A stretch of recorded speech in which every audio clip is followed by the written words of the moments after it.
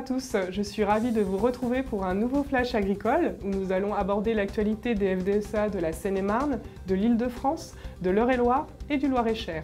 Sans plus tarder, voici les titres. 1 an après l'action syndicale sur le nettoyage des cours d'eau, les FDSEA de la Seine-et-Marne diffusent une plaquette d'informations sur le sujet. La FDSEA du Loir-et-Cher rencontre la DDT et l'ONEMA sur les contrôles. Nous reviendrons également sur l'Assemblée générale de la FDSEA d'Eure-et-Loir. Puis enfin, pour que les employeurs répondent à la réglementation, la FDSEA de l'Île-de-France organise des formations sur le document d'évaluation des risques. Informer les agriculteurs sur l'entretien des cours d'eau, c'était le but de la FDSEA de la Seine-et-Marne à la suite de leur opération syndicale sur le nettoyage des cours d'eau menée en février 2014.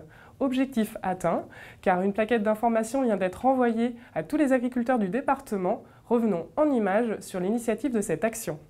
Souvenez-vous, il y a 1 an, la FDSEA et jeunes agriculteurs de la Seine-et-Marne ont mené une action sur l'entretien des cours d'eau.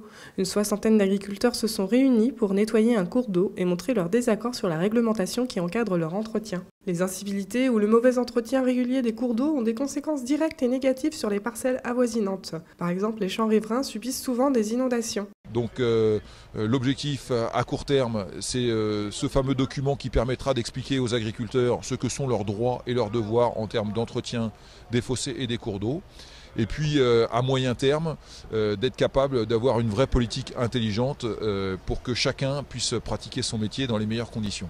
Objectif atteint, car pour aider les agriculteurs à se retrouver dans la réglementation spécifique à ce sujet, la FDSEA de la Seine-et-Marne vient d'éditer une plaquette d'information qui a pour but de donner les bons réflexes et les contacts nécessaires aux agriculteurs qui entreprennent des actions de nettoyage.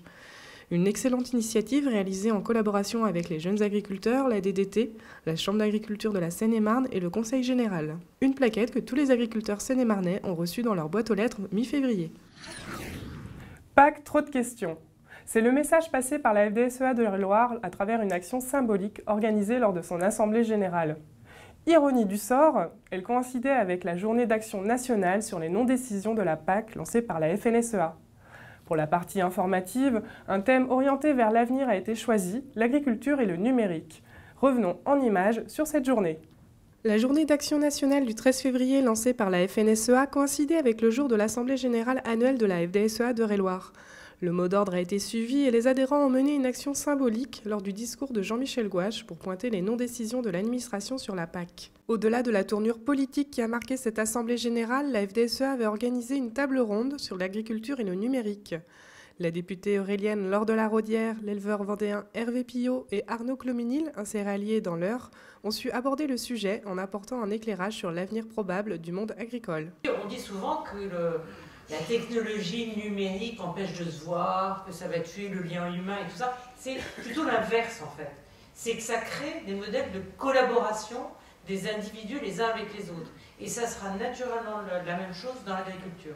Et c'est pas communiquer pour faire bien, pour dire quand on va dîner en ville, comme dit Xavier Belin, qu'on fait bien, qu'on est comme les autres. Non. C'est parce que ça doit correspondre à un moment, à un besoin. Là, maintenant, avec l'agriculture de précision, ça me permet de moduler mes doses aussi sur toute ma surface au total, aussi bien au niveau colza que blé que lin textile. Donc, peut-être pas des grosses économies, mais une meilleure répartition et une meilleure utilisation.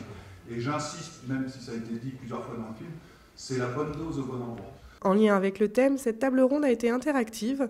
Les adhérents ont été sollicités pour poser leurs questions et répondre à un sondage par SMS. La FDSEA du Loir-et-Cher se mobilise pour améliorer les contrôles sur l'entretien des cours d'eau.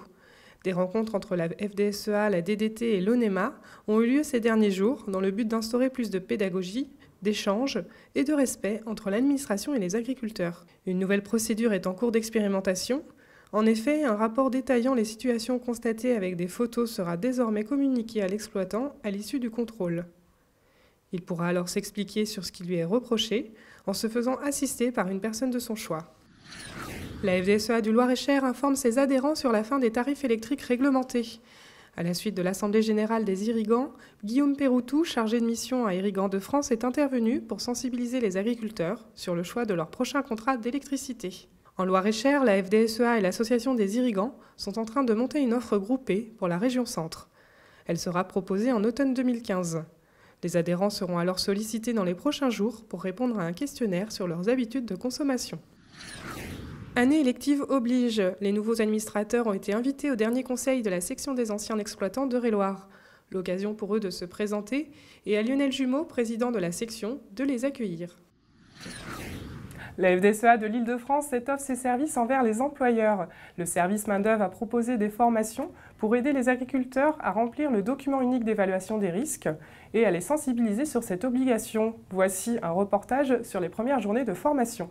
Pour que les employeurs se mettent en règle avec la législation, le service main-d'œuvre de la FDSEA d'Île-de-France continue son évolution. Des formations sur le document unique d'évaluation des risques et le logiciel Systera, un outil pour aider les agriculteurs à remplir ce document, ont été proposés aux adhérents. Écoutons Pierre Basile, conseiller en prévention à la MSA, sur les objectifs de ces formations. Donc l'idée de cette formation, c'était, vu que la Fédé met à disposition un outil, c'était de former les gens et de leur donner les billes pour qu'ils puissent répondre à leurs obligations réglementaires et donc faire ce fameux document unique d'évaluation des risques.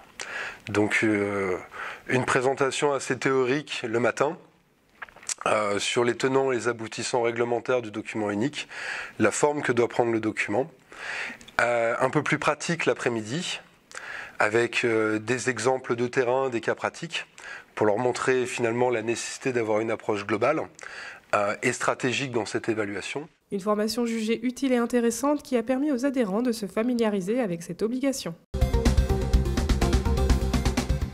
37 nouveaux exploitants ont cotisé à la FDSEA d'Eure-et-Loir pour 2015. Le nombre d'adhérents a progressé grâce à plusieurs journées consacrées à la relance syndicale au mois de janvier. C'est par la force et la mobilisation de ce réseau que la FDSEA peut assurer une défense de la profession et représenter les agriculteurs auprès des pouvoirs publics. Merci de nous avoir suivis. On se retrouve très bientôt pour un nouveau flash. En attendant, l'actualité continue sur les sites internet de vos FDSEA et avec votre hebdomadaire Horizon.